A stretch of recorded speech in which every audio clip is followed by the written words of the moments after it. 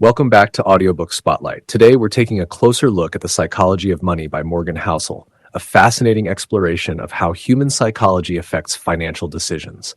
While most books on finance focus on numbers and strategies, this one emphasizes the emotional and psychological side of money.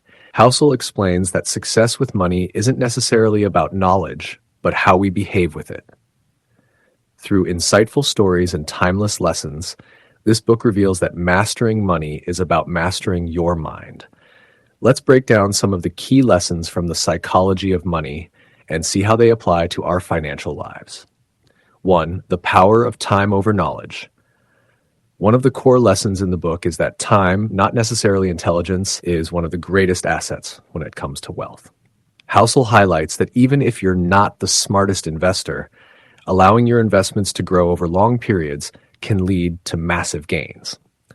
The compounding effect of time is something that many people underestimate. Warren Buffett, for example, accumulated most of his wealth after the age of 60 because he allowed his investments to grow consistently for decades. The lesson here is simple. Patience and consistency often matter more than trying to outsmart the market.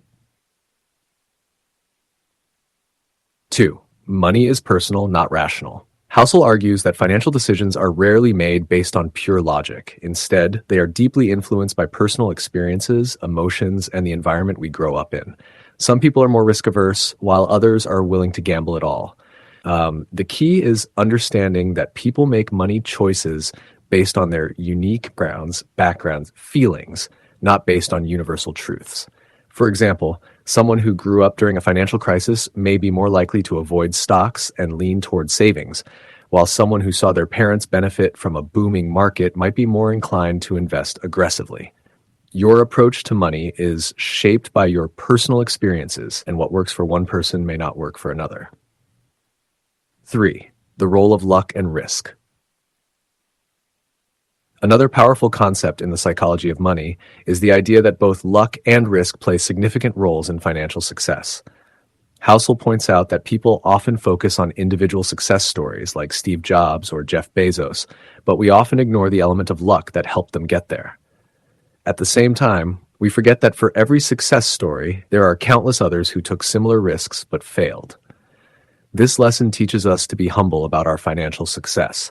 Sometimes it's not about being smarter or more strategic, it's about being in the right place at the right time. However, Housel reminds us not to downplay risk and to make decisions that account for the unpredictability of life. Chapter 4. The Seduction of Wealth and Greed. Housel touches on the dangers of greed and how it can lead to poor financial decisions.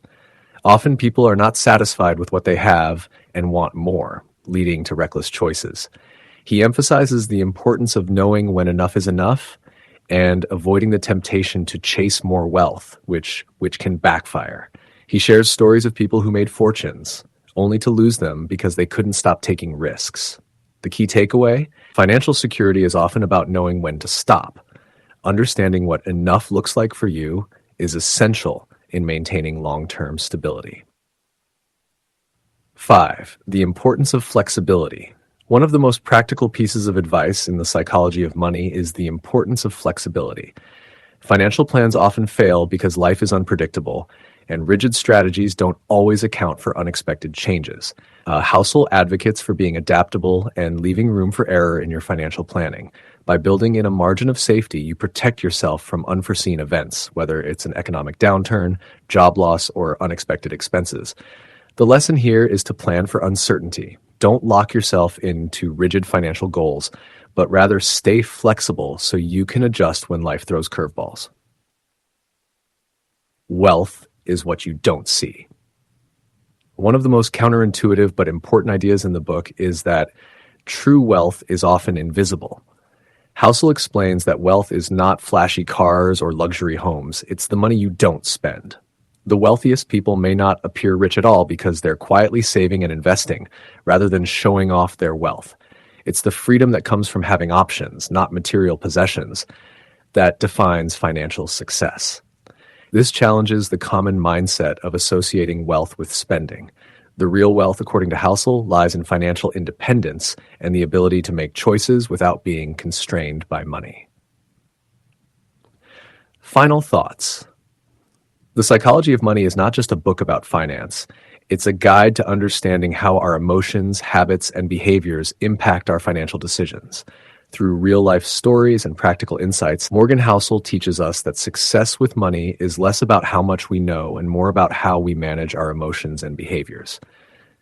To succeed financially, it's important to recognize the roles of patience, humility, and self-awareness. Know when to take risks, know when to stop, and most importantly, recognize that financial success comes from within. Thank you for tuning in to Audiobook Spotlight. If you found this summary insightful, don't forget to like, subscribe, and share. Until next time, remember, true wealth is not about what you spend, but about the choices you can make.